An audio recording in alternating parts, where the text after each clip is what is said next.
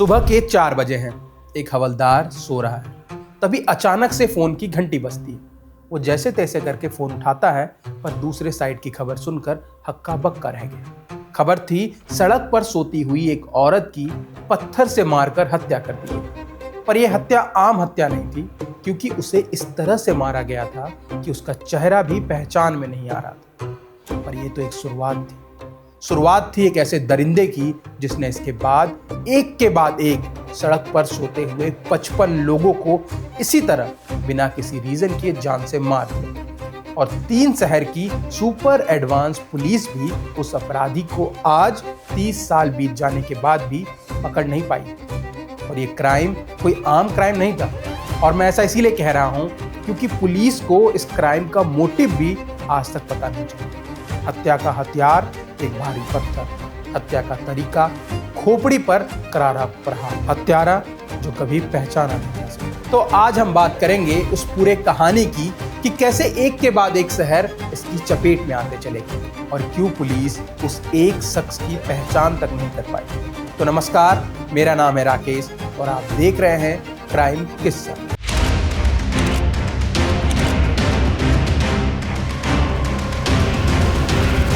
ये सब शुरू होता है 4 जून 1989 की सुबह, जब हरे स्ट्रीट पुलिस स्टेशन में तैनात ऑफिसर को एक चौंकाने वाला फोन कॉल आता है। एक ऐसा कॉल जिससे सभी पुलिस वाले डरते हैं।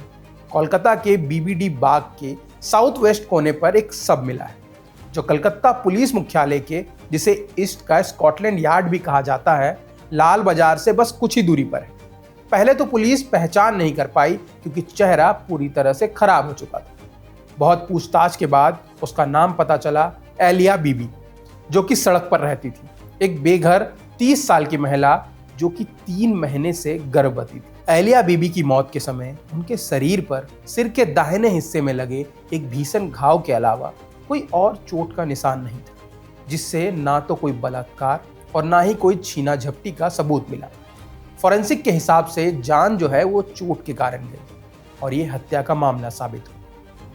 पर हत्या का हथियार लगभग 9 किलो का एक बड़ा सा पत्थर, जो कि उसके लाश के पास ही था। हत्यारे ने बेहद करीब से उनके सिर पर पत्थर से वार किया। फिर कई सवाल उठे कि यह किसने किया, और उससे भी ज्यादा इंपॉर्टेंट सवाल था कि आखिर ऐसा क्यों किया गया। आखिर एक सड़क पर सोने वाली महिला से किसी को क्या दुश्मनी हो सकती है? यह सवाल अगले कई महीनों तक कोलकाता पुलिस को परेशान करता रहा, जो पहले 1 साल, फिर कई सालों और अंत में कई दशकों तक खिंचता चला गया।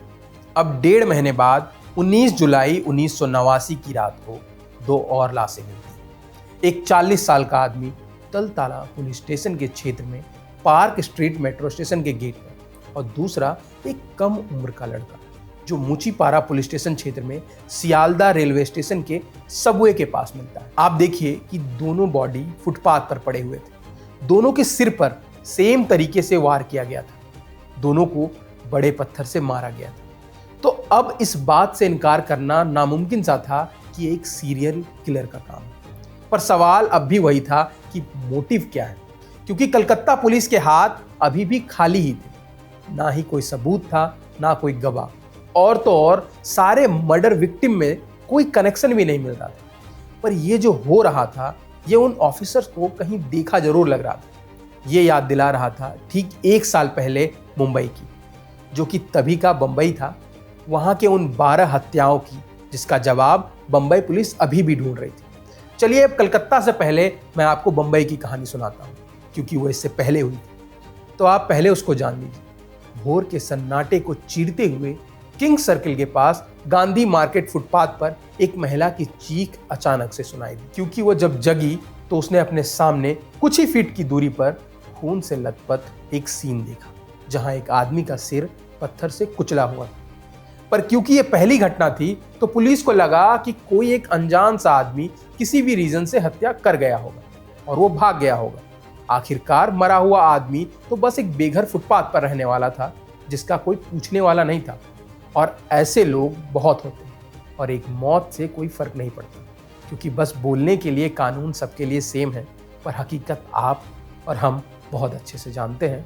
ज़्यादा कुछ बोलने की ज़रूरत नहीं। हालांकि 1 महीने के बाद एक और फुटपाथ पर रहने वाले व्यक्ति का सिर पत्थर से कुचला हुआ मिला, उसके बाद फिर एक और आदमी मिलता है। इस तरह कुल 5 मौतें होती हैं। हत्यारा अपना तरीका बिल्कुल सीधा साधा रखता था। वो फुटपाथ पर रहने वालों में से और स्पेशली उन लोगों को जो अकेले सोते थे और ग्रुप से दूर रहते थे, वो उन्हीं लोगों को अपना शिकार बनाता था। हत्यारा 30 किलो तक की एक पत्थर से आदमी का सिर कुचल देता था और फिर अधिकतर मामलों में पीड़ितों का कोई परिचय ही नहीं मिलता था, क्योंकि उनकी पहचान ही नहीं हो पाती।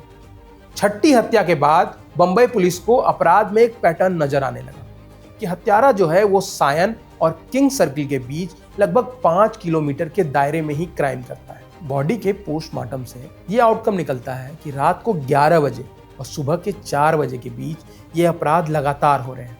कोई गवाह नहीं है।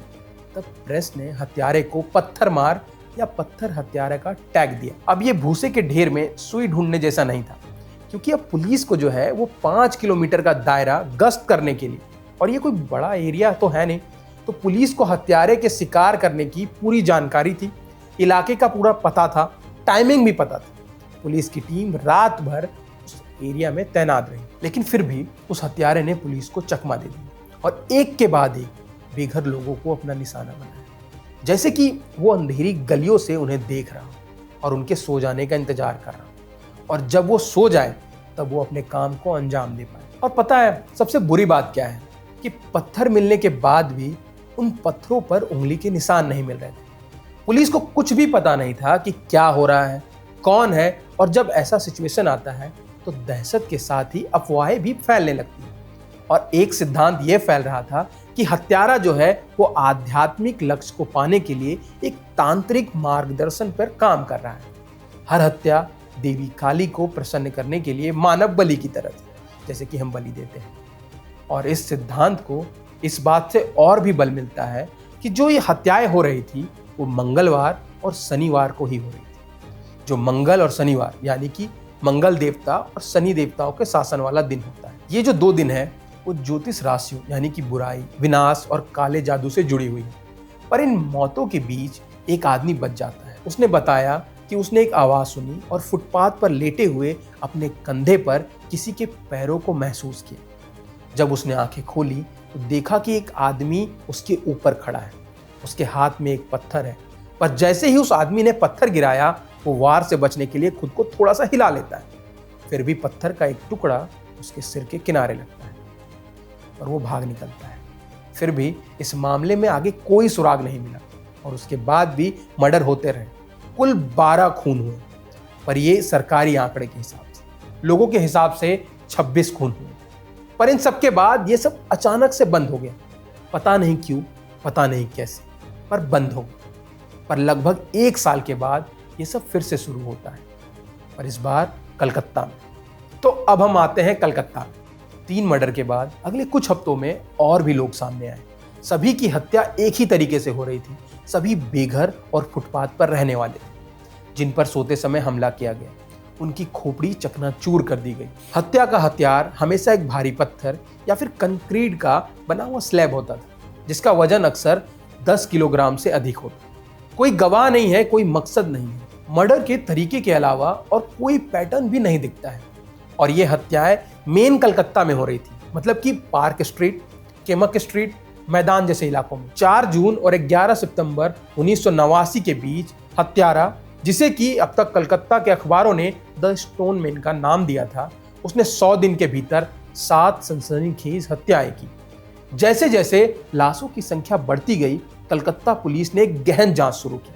उन्होंने अपराध स्थलों की छानबीन की, सड़क पर रहने वाले लोगों से पूछताछ की, संदिग्ध जो लोग लग रहे थे उनको हिरासत में लिया।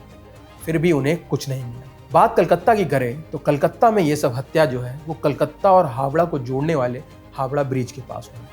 इस पर ही कुछ लोगों ने ये अनुमान लगाया कि जो मर्डरर है वो मर्डर करने के बाद ट्रेन से शहर छोड़कर चला जा रहा है।